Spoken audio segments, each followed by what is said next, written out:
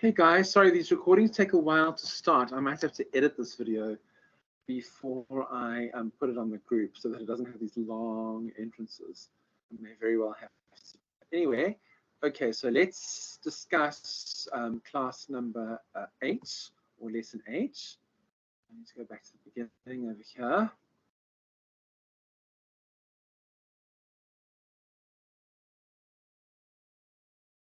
Oh, sorry, it's not lesson 8, it's lesson 9. My apologies, lesson 9. Okay, so lesson 9, which is the workshop, which is not absolutely essential. So if you are running low on time and you are feeling like you don't have a lot of time, then you can skip this lecture. It's just a recap of what we've already discussed. Okay, so you can see HIMM 432_1, Integrated Media Management, lesson 9. So last time on our fabulous days of our live show, we looked at changing business models. And now we're going to do a workshop, which is quite short. So what is this workshop about? It's a culmination of lessons 7 and 8, where you'll be able to test your own understanding of the work discussed thus far. Okay, so because we don't have a lot of time and load shedding schedules and everything means that our classes are sometimes cut short. This was a lecture that wasn't actually presented to you guys in class. We didn't discuss it as a group thingy. It was a workshop that we were going to do together, but it really just is a summary. So it's not absolutely essential. You can include some of this information in your assignment, but you don't need to have done this workshop in order to be able to do that.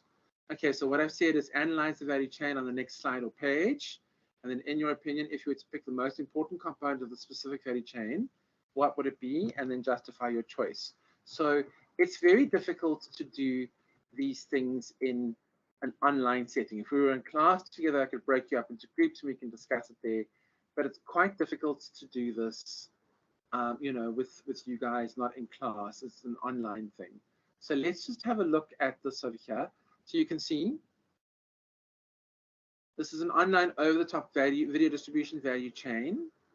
Okay, and you can see, so first of all, you have on the left-hand side, you have your content production and rights management company. So you have Fox, Endemol, Disney, Warner Brothers, and you have user-generated content, and then you have whatever that one at the bottom over there is, participant media or something, or trapdoor escape, and then the one at the very bottom there as well. This then all goes into content aggregation. So eventually some VPDs could use traditional channels for their lineup, but have more focus on powerful recommendations and engines on demand content. Okay, so guys, VPDs is virtual multi-channel video programming distributors. Okay, so these are guys who create content, or they distribute the content between the content creator and then the aggregator, which in this case you can see is Netflix or Hulu or YouTube or Prime Video or Blim. Never heard of Blim. That then goes through a USB or an ISP, sorry, so in other words, your internet service provider as your channel distributor, and then of course it goes to your end user screen. You can see they're either a laptop or a TV or a desktop or a tablet or a phone. Okay, so those are the ways it can go through over there. So this is, so now the question is, analyze the survey, analyze the chain, the value chain, and in your opinion, if you were to pick the most important component of the specific value chain, what would it be? Well, you may just disagree with me, guys, but I would say the most important component of any specific value chain is the end user, because why are we creating content? Or why is content being created? For the consumption of human beings. So remember what I said to you, it's about solving a product or service conundrum, creating a solution to a problem, and if we do that, we get paid. So what are you creating content for if you're not doing? And you might say, well, Rob, why do people consume so much TV? Because people like being entertained. People like, I mean, I know sometimes I question myself or question things and say, why would people go off to a concert? Why would people go off to a cricket game? Because they like to be entertained, because they enjoy the sport, or because they enjoy the artist, or whatever it is. It's a very interesting set of events. So, excuse me, what I would say to you guys is, personally, I think the most important link in the channel is the end user, the person for whom the content is being created. Other than that, if you said to me, what else is important? Well, content creators, you can always find new ones. Channel aggregators, you can always find new ones or create new ones. But end users, well, you can say, I can always find new ones, but that for me is the most important thing. You can argue differently and say, no, Rob, I don't agree with you. Okay, so moving along now, if we were doing this discussion in class. Now discuss a value chain for old media. So a newspaper, a TV channel, a radio station, or a company doing out-of-home media. Okay, so a newspaper, excuse me, you have the journalist who goes out to look for the story or processes a press release that comes from a company. And if you want to watch a really good movie about this, go and have a look at The Post. Meryl Streep, Tom Hanks. It's about the Pentagon Papers. Really, really good movie about, you know, the distribution of content using a value chain for old media. Another extremely good movie in the same vein, but it's for newer audiences, or it was at a different time. It was at the turn of this century / millennium. Is a movie called Spotlight. Came out in 2015, so it's also a very, very good movie. But going back to The Post, you can see the journalists found the Pentagon Papers. They then decided to extract the information. Now, the Pentagon Papers was a paper or a whole bunch of papers that were done by experts in the field of conflict and in American Sino-Soviet relations, and et cetera, and America standing in the world, and so on and so forth. And they did these papers, and it was over a number of years for presidency. So it was started with Eisenhower, I think. It might even have been, no, it was Eisenhower. It might even have been Truman. Sorry, it was Truman. First Truman. So Truman became president in 1945 after Franklin Delano Roosevelt died. Then they moved on to Eisenhower. Eisenhower became president in, I think, 1951, beginning of 1951. I think he was voted into power in 1950. That was when the election was. And he became president in 1951. And he was then in power until 1958. Then it was John F. Kennedy. He was in power from the beginning of 59 to, it should have been the end of 63. No, end of 64. Sorry, the end of 64. So he was in power from 60 to 64. But of course, he was assassinated in November 1963. And then, of course, it was LBJ who took over his presidency and won the election. There was president until 68. And then it was Richard Nixon who became president in 68 and, of course, was resigned in 72 or 73. I think it was because of the Pentagon Papers. So pretty much over that period of time with those, 5 American presidents. It was Truman, Eisenhower, Kennedy, Johnson, and Nixon. So those 5 presidents. They did a study because after Nixon had to resign because he was going to be impeached, then Ford took over, and under the leadership of Ford, the United States lost the Vietnam War, and Saigon, now Ho Chi Minh City, fell to the communists. The fall of Saigon, 1975, and of course South Vietnam got absorbed into Vietnam, and then of course became a communist country. But anyway, so the Pentagon Papers was a series of articles that showed that the United States was going to lose the war. They did all the research. They said, listen, the Viet Cong are much more passionate about Vietnam. They care about the country. They want to defeat the South Vietnamese. They want, et cetera, et cetera, et cetera. And they did a study, and there's a particularly poignant moment in the movie where they speak to one of the guys who was the primary author of this Pentagon study that became known as the Pentagon Papers. And he said the United States, there were 3 reasons why the United States was in Vietnam and decided to stay in South Vietnam after they heard that they weren't going to be able to win the war. The first reason was, they said it was to help the South Vietnamese. That was 10% of the reason why they wanted to stay in South Vietnam. I think they said it was either 10 or 20%. It was 20% of the reason was to prevent domino theory. So in other words, remember back then there was a belief that if one country fell to the communists, then like a whole bunch of dominoes falling on each other if you line them up, then if South Vietnam fell and North Vietnam was already fallen, Korea, which they had had a war 20 years before in the 1950s, and then of course it was be a matter before Cambodia became communist, and the Philippines, and Thailand, and so on and so forth. So there was 20% containment, domino theory, to prevent the spread of communism, and 70% of the reason why the United States decided to stay in South Vietnam is because they wanted to save face, because they didn't want to be embarrassed and humiliated that they had lost a war against such a small country like Vietnam. And it's very similar to the Soviet era thinking, where the Soviet Union said, we don't have, there was a criminal, a serial killer in the Soviet Union in the 70s and 80s. And they said, serial killers are a decadent Western phenomenon. We don't have that kind of thinking in the Soviet Union.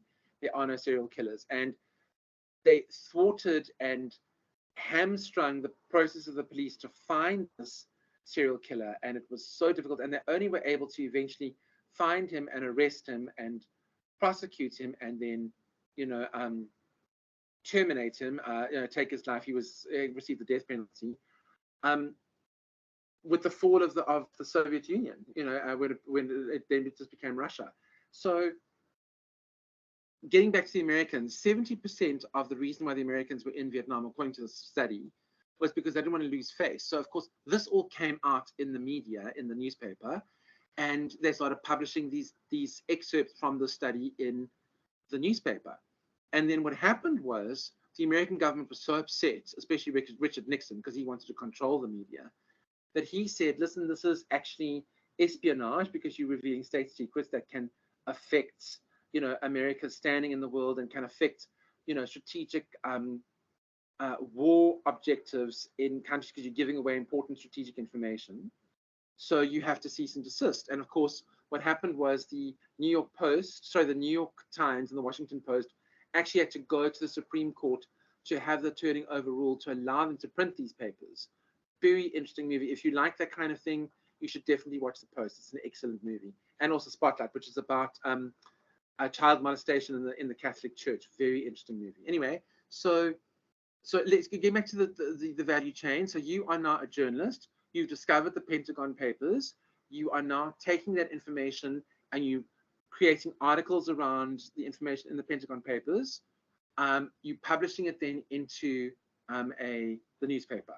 So the journalist writes it. And they even show you this in the movie. It then goes to a sub-editor, then goes to an editor, then it goes, once it's been approved, it then gets printed on the printing press. They actually line up the letters and they print out the different letters and they put them in the old days, we used to print newspapers with newspaper ink before it all went digital. This is how they used to do it. Fascinating. It's such a good movie because it's a Steven Spielberg movie, so it's going to be really good. And then from there, you can see them loading the newspapers onto the trucks and then delivering it to households around thingy. And if you look at the Spotlight, if you watch those two movies, you can see them also loading the newspapers onto trucks and then delivering them around to different parts of the city. And in the case of Spotlight, it's about the Boston Globe. And the case of the Post, it's about the Washington Post. So guys, that would be and then of course the end consumer reads it. So that is an example of a value chain for old media. Now you can do the same thing for a TV channel, for a radio station, for out-of-home media. So your billboards, your street pole ads, street posters, etc., etc., etc. But very interesting. And those are the kind of things, guys, you should fill in if you want to. I don't think anybody's ever going to actually listen to this recording, but if somebody does, and you happen to hear it before your assignment, if you include information about the Post or about Spotlight in your assignment, I am going to give you very good marks because I will be very impressed that you went the extra mile and actually went and watched these movies to help you find relevant information about value chains. Okay, so that's that. Okay, now discuss a value chain for integrated media. So a TV station that also uses new media, so Al Jazeera. Like I said to you before, I don't watch Al Jazeera on TV. I haven't done so for probably 2 years. I watch Al Jazeera on my tablet, which is via their YouTube channel. So I don't actually have to go tune into the Al Jazeera station. I just go onto the YouTube channel. Okay, and then a radio station that films its presenters and puts its content on YouTube. So 702 does that. They have their presenters interviewing people, and they're actually filming that content, and then it goes onto the YouTube channel. Because remember, YouTube is an audio-visual medium, so you can't just, you could also put, you know, just a audio content on there and just put a blank screen or just a one-page static logo behind it. But it's not as interesting when you see the person moving around, you see the movement around it. It sometimes can be more interesting watching live recordings from a radio station. So, or like a vlog kind of thing, you know, that would be a video blog, similar situation. So guys, go and have a look at those value chains and think of one. Okay, now compare an old and a new media value chain for the music industry. We discussed this today in class if you were in class. So in the old days, an artist would create content, take the content to a club, so go play a song in a club. An A&R person would find them, introduce them to a record label or a publisher, which usually be the same company. They would then introduce them to an audience, okay, via obviously their CD and then, not CD, their record in those days, their vinyl record in those days. Okay, today you have an artist who creates content, uploads it to an awareness aggregator like a YouTube, then uploads it to a content creator and aggregator like a Spotify or an Apple Music, and then of course that gets the audience. So you can see there is still a value chain and it is still linear in some places, but it's vastly different. So the whole notion of B2C or C2B actually, or C2C, which is consumer to consumer, where you are able to connect with people on a microcosm, on a micro scale, and sell one track to one person on the other side of the world. That is very, very, very much a new media value chain kind of vibe. Okay, so what has happened to the record label? Well, if you're a big artist like Adele, you're still signed to one of the big three. If you're not, you are running around doing your own thing, acting as your own record label. What has happened to the publisher? Likewise, you're publishing using either a digital content aggregator that can help you, or you're publishing it yourself. And what does this then say about consumer becoming creator? Well, consumers are now becoming more creators. We create almost as much as we consume. In some instances, if you're talking to somebody who's an accountant, they don't necessarily have the time to do this kind of thing. I've never seen a robust accountant channel on YouTube. I've seen lots of doctors who you would never think they would ever do. They do lots of creative content on YouTube about certain medical conditions. I've seen loads of pilots doing information, and pilots are not known for their, you know, but loads of pilots put really interesting stuff on YouTube about airlines and airplanes and issues. I've seen, obviously, the usual thing, you get all the artist stuff, which is music videos and chats and behind the scenes. I've never seen a good accountant thing, but there might be one. I even saw a lawyer do some really good content for a sorry, I'm just checking that my volume is still high. For YouTube, and he's a lawyer, and he was like deconstructing various law programs like Law and Order or Boston Legal, or you know, those kinds of things. Very, very interesting. I watched a couple of his shows as well. So we see more and more and more the people who are not traditionally involved in media per se, who are now creating content around being involved in media. So and using media to create content. Very, very interesting. Okay, so guys, that is that. Then our next gripping installment, of course, will be the acceleration of the HIT model, which is for next week. But I hope that you guys learned something and enjoyed this class. And I will see you soon. I know these classes are very long and boring, and I apologize for that. Just do them in small breaks. Take like 5 minutes and then just do 5 minutes and then take a break and then come back and do some more. But thanks for listening. I appreciate it.